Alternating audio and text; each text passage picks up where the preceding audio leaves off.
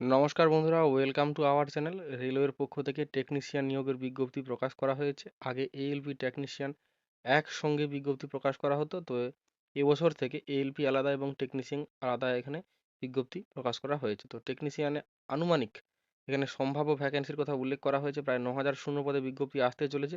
তো এখানে আবেদন করতে হলে শিক্ষাগত যোগ্যতা কী লাগবে, লিখিত পরীক্ষা ও তার সিলেবাস কী, আবেদন কীভাবে করতে হবে, আবেদন ফি কত টাকা, প্রতি মাসে বেতন কত টাকা পাওয়া যায়, সমস্ত তথ্য নিয়ে আলোচনা করব এই ভিডিওর মাধ্যমে।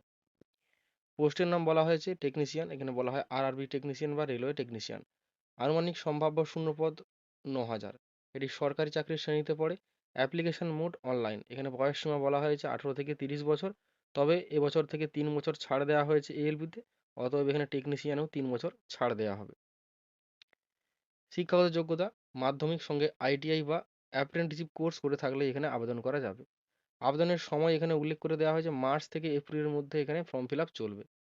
আবেদন ফিস এখানে জেনারেল ওবিসি ইডব্লিউএসদের জন্য 500 টাকা, মহিলা এসসি এসটি এবং সংরক্ষিত প্রার্থীদের জন্য 250 টাকা করে ফর্ম ফিল আপ এর জন্য ফিস লাগবে।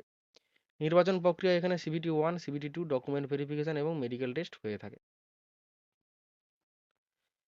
CBT 1 যেটাকে বলা হয় ফার্স্ট স্টেজ, এখানে ম্যাথামেটিক্স, জেনারেল ইন্টেলিজেন্স এবং reasoning, general science, general awareness of current affairs, এই 4টি স্ট্রিমে এখানে কোশ্চেন থাকে। টোটাল 75 নম্বরের পরীক্ষা হয়, সময় থাকে 60 মিনিট। এটি কোয়ালিফাইং, এখানেও মেরিট লিস্ট তৈরি হয়।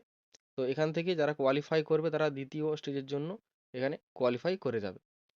দ্বিতীয় স্টেজে এখানে থাকে ম্যাথামেটিক্স, জেনারেল ইন্টেলিজেন্স এবং reasoning, general science, general awareness of current affairs. একই সিলেবাস, তবে নম্বর থাকে 100 নম্বর, সময় থাকে 90 মিনিট। এটির উপরই মেন মেরিট তৈরি হয়, এটির ভিত্তিতেই চাকরি হয়।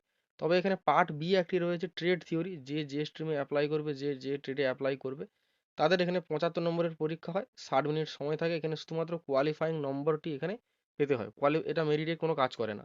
পার্ট সেকেন্ড স্টেজের যে পার্ট এ এর পরীক্ষা হয় সেটার ভিত্তিতে মেরিট লিস্ট তৈরি করা হয়।